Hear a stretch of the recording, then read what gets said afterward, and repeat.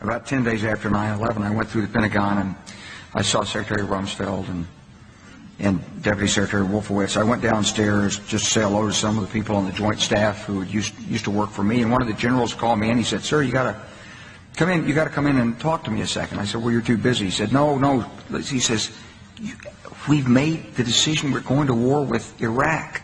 This was on or about the 20th of September. I said, "We're going to war with Iraq. Why?" He said, "I don't know." He said, "I guess they don't know what else to do." So I said, "Well, did they find some information connecting Saddam to Al-Qaeda?" He said, No. He says, "There's nothing new that way. They've just made the decision to go to war with Iraq."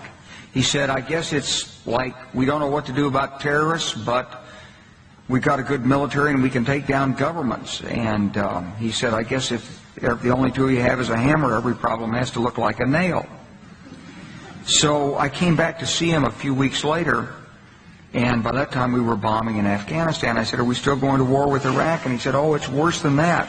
He said, he reached over on his desk, he picked up a piece of paper, he said, I just got this down from upstairs, meaning the Secretary of Defense's office today, and he said, "This is a memo that describes how we're going to take out 7 countries in 5 years, starting with Iraq and then Syria, Lebanon, Libya, Somalia, Sudan, and finishing off Iran."